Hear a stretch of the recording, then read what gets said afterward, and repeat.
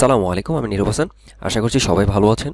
তো আজকে আমি এই ছোট্ট একটা টিউটোরিয়াল দেখাবো, যেটা হচ্ছে যে ওভাররাইডিং প্রপার্টিস অ্যান্ড হচ্ছে মেথডস। তো ফার্স্টে হচ্ছে ওভাররাইডিং প্রপার্টিস। ওভাররাইডিং প্রপার্টিসের মধ্যে একটা ক্লাস নিলাম। নর্মালি আমি একটা ক্লাস নিলাম, ক্লাস হচ্ছে কি এর ভিতরে একটা প্রপার্টিস নিলাম। প্রপার্টিসের মধ্যে আমি ভ্যালু অ্যাসাইন করলাম হচ্ছে কি নীরব হাসান। তো এই প্রপার্টিসের নামটা হচ্ছে কি নেম। তো এটা পাবলিকলি করা আছে, তাই না?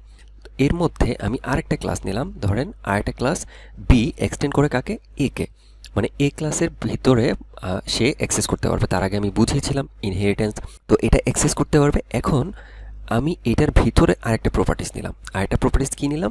এই প্রপার্টিস এ ক্লাসের ভিতরে যেই প্রপার্টিসের নামটা ছিল সেম নামে আমি আরেকটা প্রপার্টিস নিলাম বি এর মধ্যে। তো এটাই হচ্ছে আসলে ওভাররাইডিং। তো এইটার মধ্যে যে নামটা ছিল, এই নামটার মধ্যে ভ্যালু অ্যাসাইন ছিল কি নীরব হাসান ছিল। এখন যখন আমি এটার ভিতরে আরেকটা প্রপার্টি সেম নামে দিব, অন্য একটা নাম দিব, তখন সেটা ওভাররাইট হয়ে নীরবটা থাকবে না, সে হয়ে যাবে তুর্য পোদ্দার। এখন কথা হচ্ছে যে এই ওভাররাইডিং প্রপার্টিসটা আশা করি বুঝেছেন, প্র্যাকটিক্যালি আরও বুঝবেন। ওভাররাইডিং মেথডস, ওভাররাইডিং মেথডসটা কি, এটা হচ্ছে কথা। ওভাররাইডিং মেথডও বলতে পারেন আপনি, মেথড ওভাররাইডিংও বলতে পারেন। এটার মধ্যেও আমি একটা কিনেই একটা ক্লাস নিলাম। একটা ক্লাসের মধ্যে আমি কি নেব? একটা প্রপার্টিস, একটা মেথড নিলাম। তো প্রপার্টিসের নাম কি নেম। এই মেথডের মধ্যে কি আছে? মেথডের নাম কি শো। এই মেথডের ভিতরে, এই নেমের ভিতরে যেই ভ্যালুটা আমি অ্যাসাইন করব, কার মাধ্যমে? অবজেক্টের মাধ্যমে অ্যাসাইন করব, সেই ভ্যালুটা এখানে প্রিন্ট হবে, তাই তো? আমার কথা হচ্ছে যে এটা যে প্রিন্ট হবে, এখন যদি আমি আরেকটা ক্লাস নেই, আরেকটা ক্লাস হচ্ছে কি বি ক্লাস নিলাম। বি ক্লাসটা হচ্ছে কি এক্সটেন্ড করবে এ কে, মানে এই ক্লাসটাকে এক্সটেন্ড করবে। তাই মানে হচ্ছে কি এটা চিলড্রেন আর এটা হচ্ছে ফাদার। তো ফাদার ক্লাসকে সে ইনহেরিট করবে। তো ইনহেরিট যখন করবে, যদি এই সেম নামে, ফাদার ক্লাসের সেম নামে যদি একটা মেথড আমি এই ক্লাসের মধ্যেও দেই, ধরেন এই ক্লাসের মধ্যে আমি সেম নামে একটা মেথড দিলাম, তো এটাই হচ্ছে আসলে ওভাররাইডিং। তো এই জিনিসটা আমি প্র্যাকটিক্যালি দেখাই, তাহলে আপনি আরও ক্লিয়ার হয়ে যাবেন। তো এখানে দেখেন, এর আগে আমি যেগুলো করেছিলাম সেগুলো অবশ্যই আপনারা করেছেন, না হলে এটা আপনারা বুঝবেন না। যাই হোক, এই জিনিসটা আপনারা করে নেবেন। তো এই ক্লাস, এটার মধ্যে আমি অনেক কিছু লিখে রেখেছি, যেটা হচ্ছে যে বেশি কিছু লিখি নেই, জাস্ট হচ্ছে একটা ক্লাস নিয়েছি, এই ক্লাসের মধ্যে একটা প্রপার্টিস নিয়েছি। তো প্রপার্টিসের মধ্যে ভ্যালু অ্যাসাইন করে দিয়েছি কি বেস ক্লাস, আর হচ্ছে আমাদের ড্রাইভ ক্লাসের মধ্যে কি ড্রাইভ ক্লাস, প্রপার্টিসের মধ্যে ভ্যালু অ্যাসাইন করে রেখেছি। তো এখন ধরেন একটা অবজেক্ট হচ্ছে, ধরেন এটা এ, অবজেক্ট এ। অবজেক্ট এ মানে কি এই ক্লাসটা। তো এই ক্লাসের একটা অবজেক্ট আমি এখানে ডিক্লেয়ার করলাম। তো ডিক্লেয়ার করার পরে আমরা এই প্রপার্টিসটা যেহেতু পাবলিক আছে, তো প্রপার্টিসটাকে বাইরে কিভাবে কল করব? আমরা ওই ক্লাস দিয়ে দেন হাইফেন এর অপারেটর দিয়ে তারপর হচ্ছে নেম লিখে, মানে প্রপার্টিসের নামটা লিখে তারপরে সেটা অ্যাসাইন করতে পারবো, তাই না? তো এখন আমি যদি এখানে সেভ দেই, এখানে ধরেন রিলোড দিলাম, রিলোড দেওয়ার পর কী আসতেছে? এখানে বেস ক্লাস আসতেছে। তো বেস ক্লাস কেন আসতেছে?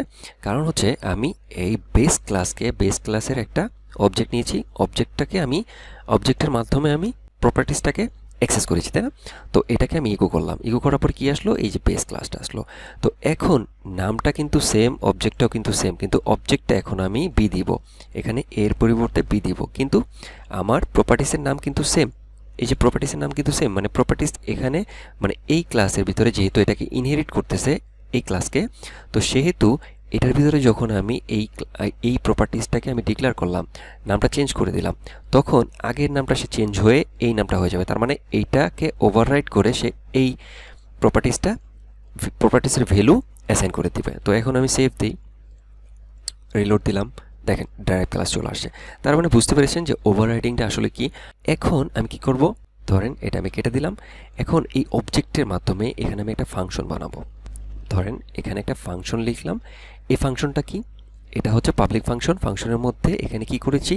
দুইটা ভ্যালু অ্যাসাইন করেছি। দুইটা ভ্যালু, ধরেন এটা হচ্ছে এ দিয়ে যাবে, মানে এই ক্লাসের মধ্যে যাবে সে এ অবজেক্ট এর, এই ক্লাসের একটা অবজেক্ট বানালাম। অবজেক্টের ভিতরে মানে সে ডাটা পাস হবে কি, ধরেন 10 আর হচ্ছে 5, এই দুইটা জিনিস পাস হবে কোথায়? এই দুইটা জিনিস যাবে হচ্ছে, প্রথমটা যাবে এটার মধ্যে, দ্বিতীয়টা যাবে কোথায়? এটার মধ্যে। তো গিয়ে যখন এখানে আসবে তখন সেই দুইটা কি হবে?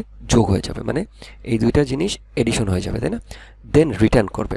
এখন রিটার্ন করবে যেহেতু, তো রিটার্ন করে এটা ধরার আমাদের পদ্ধতি কি? ধরার পদ্ধতি, ধরেন আমি এটাকে ইকো করি। ইকো হচ্ছে কি আমাদের অবজেক্টের নাম তারপর হচ্ছে এর অপারেটর দিয়ে আমাদের কি করতে হবে? S H O show. Show আমাদের শো যেই ফাংশনটা আছে বা মেথডটা আছে সেটাকে কল করতে হবে, তাই না? তার মানে এটার ভিতরে যা আছে, যা রিটার্ন করবে এখানে সে ইকো করবে, তাই না? তো এখন আমি সেভ দিই, এখানে আমি রিলোড দিই। আচ্ছা, এখানে ইরর বলতেছে, কারণ কি আনকোড আর্গুমেন্ট ইরর, আচ্ছা টু ফিউ আর্গুমেন্ট, আচ্ছা এ, আচ্ছা এখানে আমার মনে হয় প্রবলেমটা হয়েছে যে আচ্ছা আমরা এখান দিয়ে পাস করেছি, তাই না?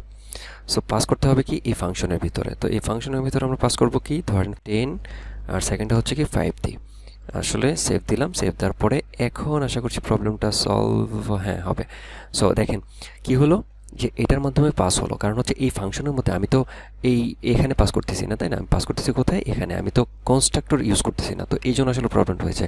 তো যাই হোক, প্রবলেম যত হবে তত আসলে সলিউশন হবে, তাই না? তো এখন এটা পাস হলো, তো এটা পাস হওয়ার পরে একটা জিনিস দেখেন, এটা যেহেতু আমার এখানে পাস হলো, তো এখন আমি যদি আরেকটা জিনিস এই ফাংশনটাই সেম নামে এখানে আমি আরেকটা দেই, সেম নামে দিলাম, সেম নামে দেওয়ার পরে এটা কি দিলাম, এটা আমি মাইনাস করে দিলাম। তো এইটা হচ্ছে কি আমাদের এ ছিল, এখন যদি আমি বি দিই, বি দিলে কি হবে, সেভ দিলাম, সেভ দেওয়ার পরে এটা হচ্ছে কি এ থেকে বি মাইনাস হয়েছে, তাই না? তো এখন এটা আমার কি হবে, 5 হয়ে গেল। তার মানে হচ্ছে কি আগের যে ফাংশনটা সেটা এখন কাজ করতেছে না। তো এই যখন আমি ইনহেরিট করব, তখন যদি আমি আরেকটা জিনিস, আগের যে জিনিসটা আছে সেই নামে যদি আমি আরেকটা ফাংশন নেই, হ্যাঁ, সেটাকে আসলে আপনার কি বলে, ওভাররাইডিং বলে, ঠিক আছে?